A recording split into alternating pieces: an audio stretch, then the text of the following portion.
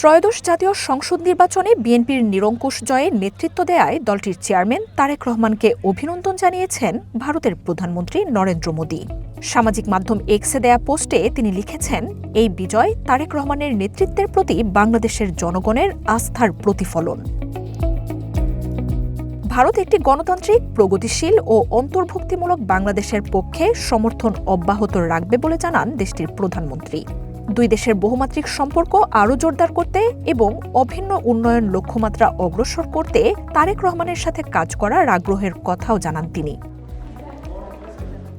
এদিকে নির্বাচনে ভূমিধস সংখ্যাগরিষ্ঠতার জয়ে বিএনপি ও দলের চেয়ারম্যান তারেক রহমানকে অভিনন্দন জানিয়েছে পাকিস্তান। সামাজিক মাধ্যমে ভিন্ন বার্তায় দেশটির প্রেসিডেন্ট আসিফ আলী জারদারি এবং প্রধানমন্ত্রী শেহবাজ শরীফ এই শুভেচ্ছা জানান।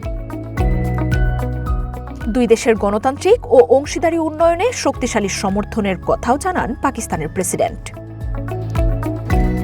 আলোড়ন সৃষ্টিকারী এই নির্বাচনে তারেক রহমানের নেতৃত্বাধীন বিএনপির বিজয়ে উষ্ণ অভিনন্দন জানিয়েছেন দেশটির প্রধানমন্ত্রী শেহবাজ শরীফ। ভ্রাতৃসম বাংলাদেশের নতুন নেতৃত্বের সাথে বহুমুখী দ্বিপাক্ষিক সম্পর্ক এগিয়ে নিতে কাজ করার প্রত্যয় জানান তিনি। দক্ষিণ এশিয়া ও এর বাইরেও শান্তি, স্থিতিশীলতা, উন্নয়ন লক্ষ্যে একসাথে কাজ করার আশা প্রকাশ করেন পাকিস্তানের প্রধানমন্ত্রী।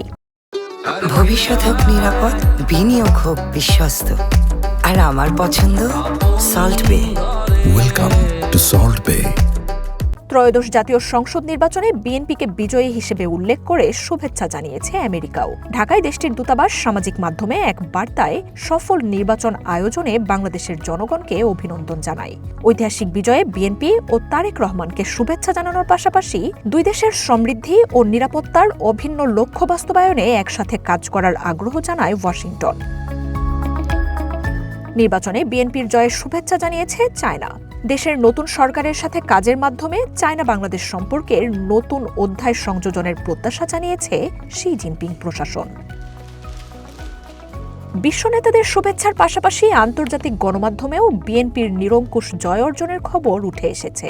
AP, AFP, Reuters, BBC, CNN, Bloomberg সহ বিশ্বের প্রায় প্রতিটি দেশের প্রথম সারির গণমাধ্যমগুলোতে বাংলাদেশের নির্বাচনে তারেক রহমানের নেতৃত্বে বিএনপির ভূমিধস জয়ের খবর শিরোনাম হচ্ছে।